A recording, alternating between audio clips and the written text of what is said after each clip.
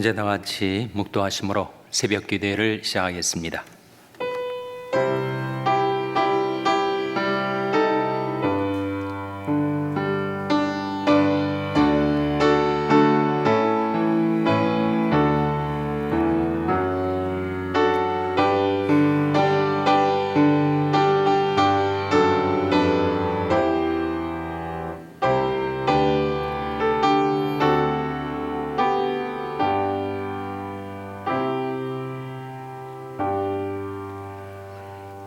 그런즉 너희가 어떻게 행할 것을 자세히 주의하여 지혜 없는 자 같이 말고 오직 지혜 있는 자 같이 하여 세월을 아끼라. 때가 악하니라. 그러므로 어리석은 자가 되지 말고 오직 주의 뜻이 무엇인가 이해하라. 아멘. 하나님 아버지 감사합니다. 저희들에게 새날을 주시고 새 달을 주시고 하나님께 나와 경배드리며 저희의 모든 삶을 하나님께 맡기며 주님이 주시는 지혜와 평강 가운데 살 수 있게 해주신 것을 감사드립니다. 베푸신 은혜를 힘입어 하나님께 드리는 저희 경배와 찬송을 받아주시고 이 아침에도 하나님 앞에 저희의 모든 삶을 아뢰며 고하며 기도할 때 하나님께서 저희들의 모든 무거운 짐 맡아주시고 저희의 삶을 향하신 하나님이 그 뜻이 무엇인지를 분별하고 이해하게 하여 주시옵소서. 하나님의 말씀을 은혜로이 베푸셔서 연약한 저희들의 심령과 믿음을 그 말씀으로 굳게 세워주시고 하나님을 의뢰함으로 담대하게 주의 뜻받들어 살아갈 수 있도록 저희들을 인도하여 주시기를 바라옵고 예수님의 이름으로 기도하옵나이다. 아멘. 찬송가 464장 부르시겠습니다. 새 찬송가는 406장입니다. 464장 찬송하시겠습니다.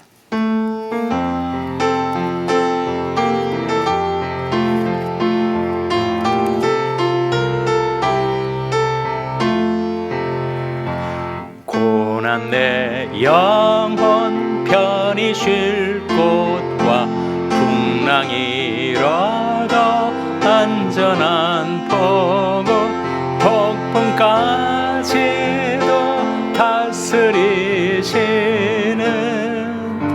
주의 영원한 바르지에 주의 영원하신 팔 함께 하사 항상 나를 붙드시니 어느 곳에 가든지 요동하지 않음은 주의 팔을 의지함이라.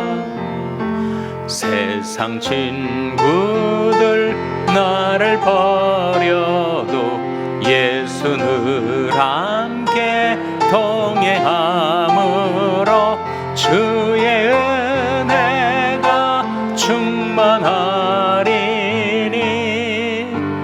주의 영원한 바르지에 주의 영원하신 팔 함께 하사 항상 나를 붙드시니 어느 곳에 가든지 요동하지 않음은 주의 팔을 의지함이라. 나의 믿음이 연약해져도 미리 예비한 힘을 주시며 위태할 때도 안보하시는 주의 영원한 바르지에 주의 영원하신 팔 함께 하사 항상 나를 붙드시니 어느 곳에 가든지 요동하지 않음은 주의 팔을 의지함이라. 능치 못한 것 주께 없으니 나의 일생을 주께 맡기면 나의 모든 짐 대신 지시는 주의 영원한 바르지에 주의 영원하신 팔 함께 하사 항상 나를 붙드시니 어느 곳에 가든지 요동하지 않음은 주의 팔을 의지함이라. 아멘. 하나님의 말씀은 잠언 9장 10절에서 12절의 말씀입니다. 구약성경 919면 잠언 9장 10절에서 12절의 말씀을 찾아서 교독하시겠습니다. 잠언 9장 10절에서 12절의 말씀입니다. 여호와를 경외하는 것이 지혜의 근본이요 거룩하신 자를 아는 것이 명철이니라.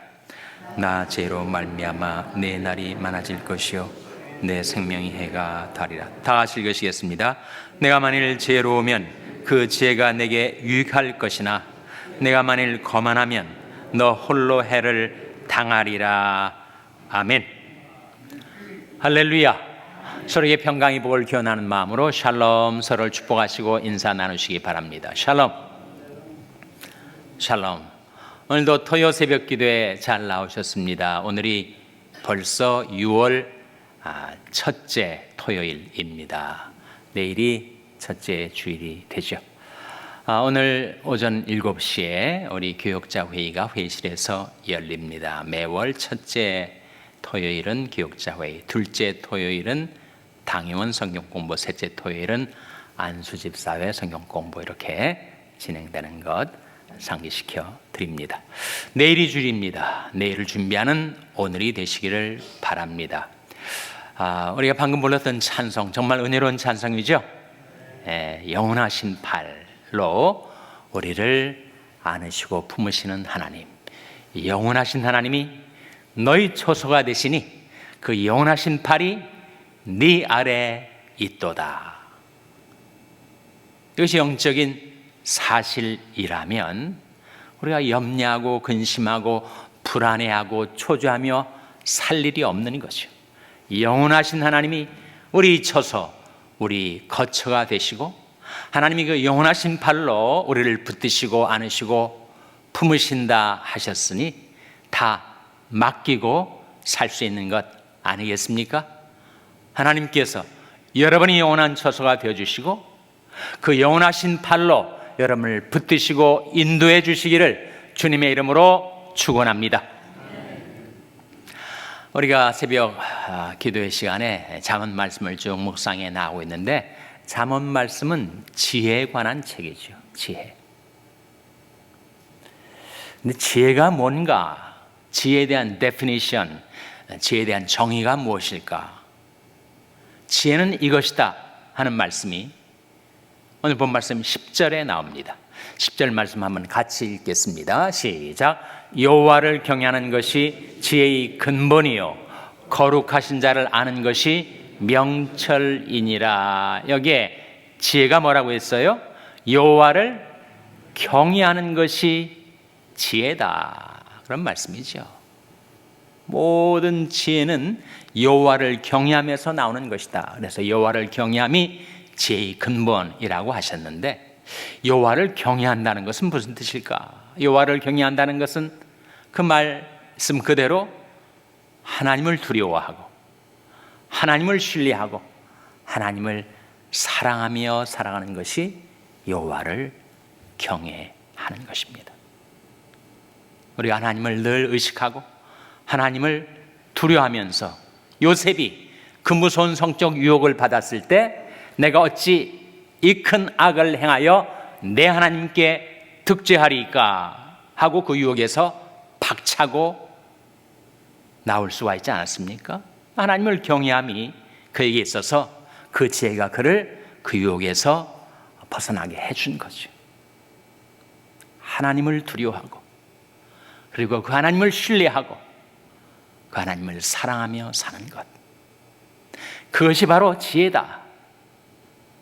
출애굽기 10계명 가운데 나를 사랑하고 내 계명을 지키는 자에게는 천대까지 은혜를 베푸느니라 하신 하나님의 약속, 그 약속 따라 사는 것이 지혜로운 삶, 지혜로운 인생이 아니겠는가. 그래서 여호와를 경외함이 지혜의 근본이요 거룩하신 자를 아는 것이 명철이니라.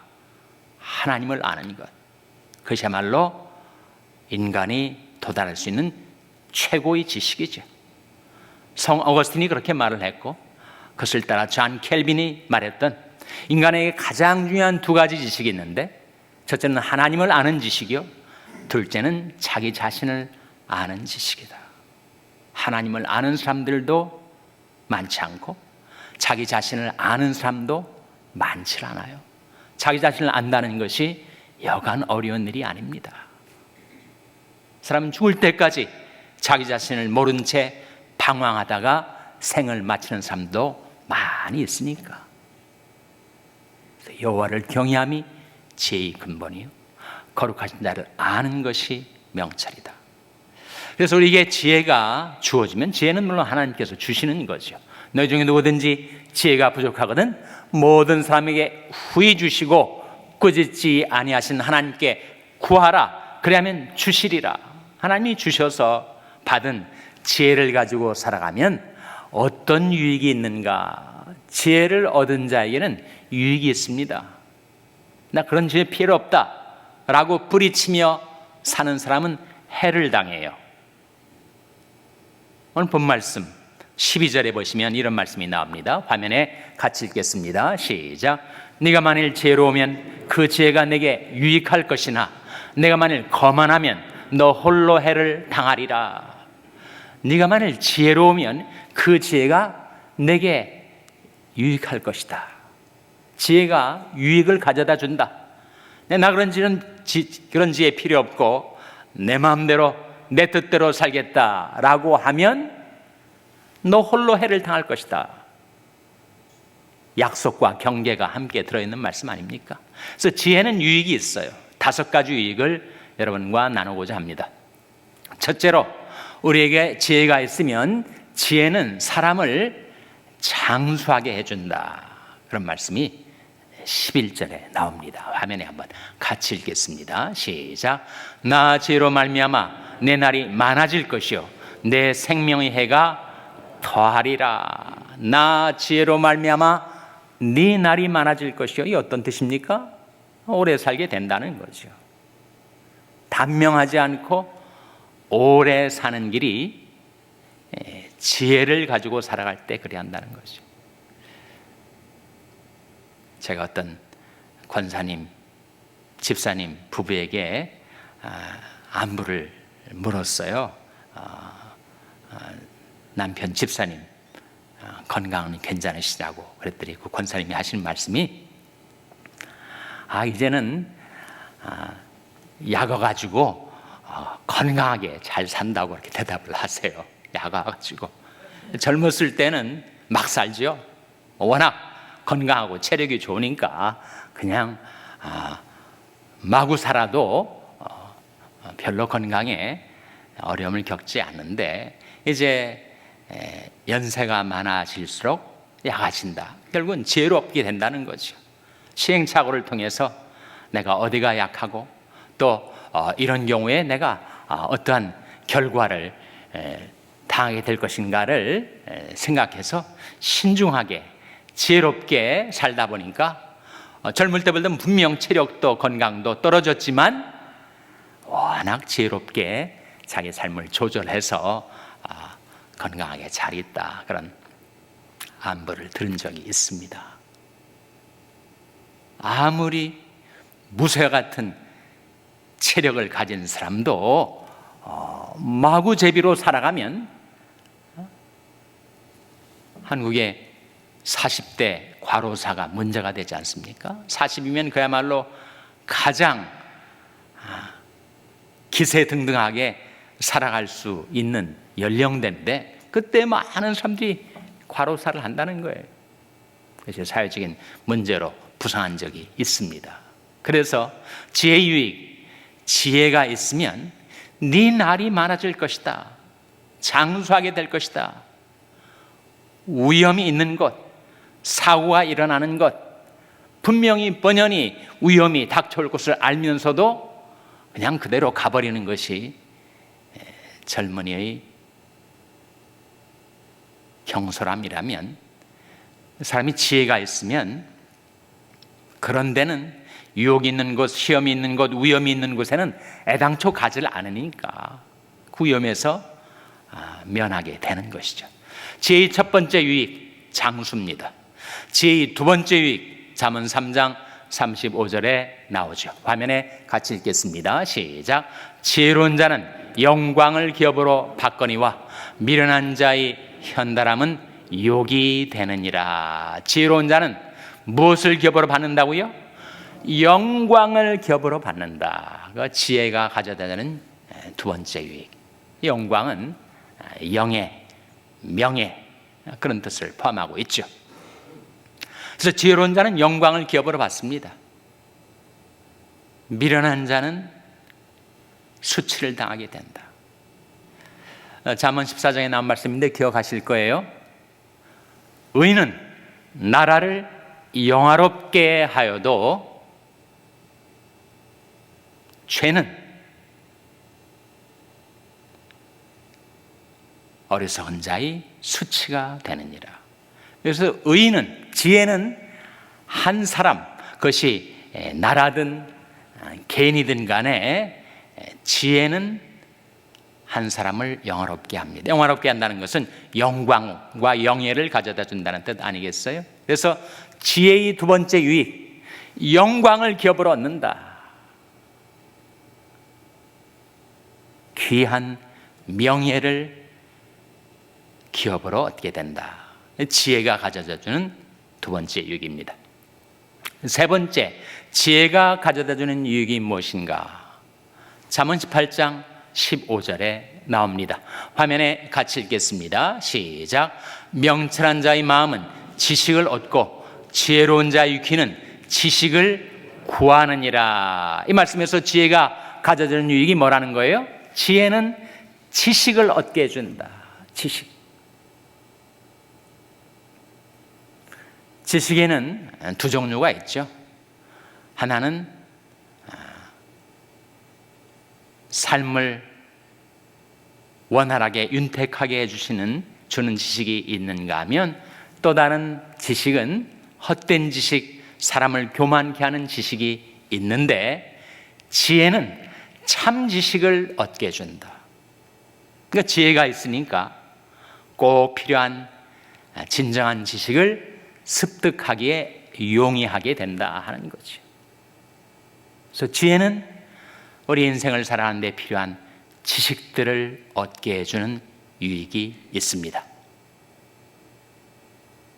네 번째, 지혜의 유익이 무엇인가? 우리에게 지혜가 있으면 구원을 받게 돼요. 잠언 28장 26절 화면에 같이 읽겠습니다. 시작. 자기 마음을 믿는 자는 미련한 자요, 지혜롭게 행하는 자는 구원을 얻을 자니라. 자기 마음을 믿는 자는 어떤 자라고요? 미련한 자다. 자기 마음을, 내 마음, 내 계산, 내 판단은 믿을 게 못 돼요. 오판하기가 쉽습니다. 계산 착오를 일으키기가 쉬워요. 그러니 자기 마음을 믿을 게 못 되는 거죠. 근데 자기 마음을 자꾸 믿고 내 계산과 내 판단이 옳다라고 생각하는 자는 미련한 자라는 거예요. 반면에 누가 지혜를 얻어서 구원을 받게 된다고요? 여호와를 의뢰해서 하나님이 주시는 지혜를 따라 사는 자가 구원을 얻게 된다. 이 구원이라는 것은 영적인 구원을 뜻하는 것은 아니고, 우리 생활 속에 이런저런 어려움에 빠질 때마다 지혜가 나를 거기에서 건져주고 그 위기를 모면하게 해준다는 의미죠. 자기 마음을 믿는 자는 미련한 자여 지혜롭게 행하는 자는 구원을 얻을 자니라. 지혜는 우리를 모든 곤경에서 구원해 줍니다. 지혜의 다섯 번째 유익, 그것이야말로 가장 중요한 유익인데, 우리에게 지혜가 있으면 우리 삶을 향하신 하나님의 뜻을 분별케 해줍니다. 그런즉 너희가 어떻게 행할 것을 자세히 주의하여 지혜 없는 자 같이 말고 오직 지혜 있는 자 같이 하여 세월을 아끼라. 때가 악하니라. 그러므로 어리석은 자가 되지 말고 오직 주의 뜻이 무엇인가 이해하라. 이 말씀 속에 지혜와 주의 뜻을 연결시키고 있는 말씀 아닙니까? 지혜는 우리들로 하여금 하나님의 뜻이 무엇인지를 분별케 해줘요. 그것이야말로 가장 중요한 지혜의 유익입니다. 우리에게 지혜가 있으면 우리 삶을 향하신 하나님의 뜻을 분별할 수 있도록 도와줘요. 그런즉 너희가 어떻게 할 것을 자세히 주의하여 신중하라는 거죠. 자세히 주의하여 지혜 없는 자 같이 말고 오직 지혜 있는 자 같이 하여 세월을 아끼라. 때가 악하니라. 우리가 살고 있는 이 세상, 이 때가 악합니다. 근데 주님께서 오셔서 우리를 약한 세월에서 건져주시고 우리를 향하신 그 하나님의 뜻, 선하시고 기뻐하시고 온전하신 그 뜻, 그 뜻을 분별하고 그 뜻을 따라 살 수 있게 해주는 것이 지혜니, 지혜가 얼마나 유익한 것인가.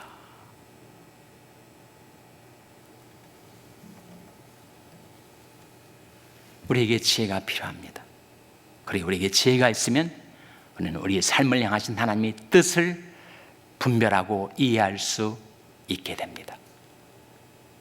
우리 인생이 지금 40대이든 50대이든 60대이든 70대이든 80대이든 우리 인생의 어느 지점에 이르렀든지 바로 거기에서 새롭게 주의 뜻을 분별해야 되는데, 그것을 가능케 하는 것이 바로 지혜다. 그 지혜가 얼마나 중요해요. 지혜의 유익은 바로 우리를 향하신 하나님의 뜻을 분별하고 이해할 수 있게 주는 것. 너 중에 누구든지 지혜가 부족하거든 모든 사람에게 후히 주시고 꾸짖지 아니하신 하나님께 구하라. 그리하면 주시리라. 성경에 나온 가장 확실한 약속 가운데 하나 아닙니까? 너 중에 누구든지 지혜가 부족하거든 나의 지혜가 부족한 것을 인정하고 하나님께 지혜를 구하면 주시리라 하시는 확실한 약속. 하나님께 주시는 지혜를 받아서 주의 뜻을 분별하고 주의 뜻 가운데로 행하는 저와 여러분 될 수 있기를 주님의 이름으로 축원합니다. 기도하시겠습니다. 오늘 말씀 기억하며 하나님, 저희들에게 지혜를 주시고 하나님의 뜻을 분별케 하여 그 뜻 가운데로 행하며 살아가게 도와주시옵소서. 기도하시기 바랍니다. 우리 자녀들을 위해서 기도할 때 하나님, 저희 자녀에게 지혜를 주시고 하나님의 선하신 뜻을 따라 살게 해주시옵소서. 자녀들을 위해서 기도하시기 바랍니다. 병생에 연약한 지체들의 회복을 위해서 기도해 주시기를 바랍니다. 우리 샬롬교회를 위해서 기도할 때 하나님, 저희 샬롬교회에 지혜를 주시고 하나님의 뜻을 분별하여 그 뜻받들어 행하는 교회 되게 해달라고 기도해 주시기 바랍니다. 여러분의 생업을 위해서 기도하시고 페루의 책앞선 선교사님을 위해서 기도해 주시기를 바랍니다. 하나님, 저희들 긍휼히 여기사 성령으로 충만케 하여 주시옵소서. 이런 제목들 놓고 우리 합심해서 1분간 기도하겠습니다.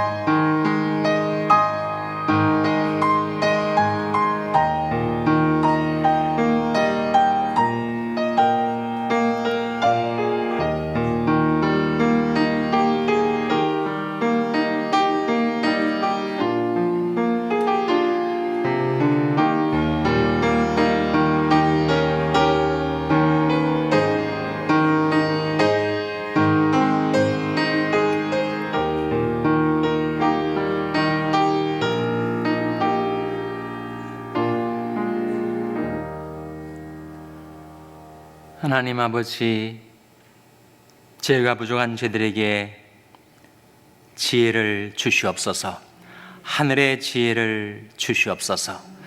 저들을 향하신 하나님의 뜻이 무엇인지를 분별하고 이해하게 하여 주시옵소서.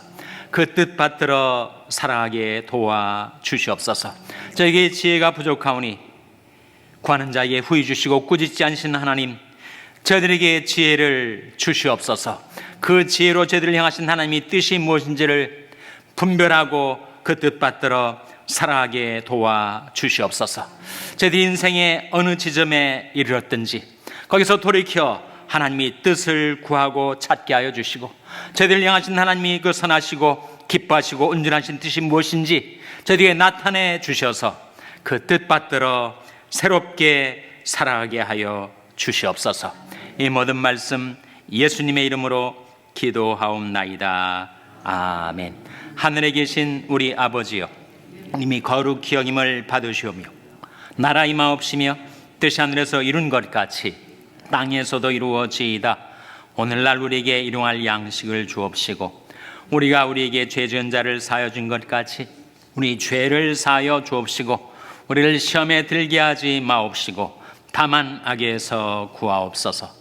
대개 나라와 권세와 영광이 아버지께 영원히 있사옵나이다.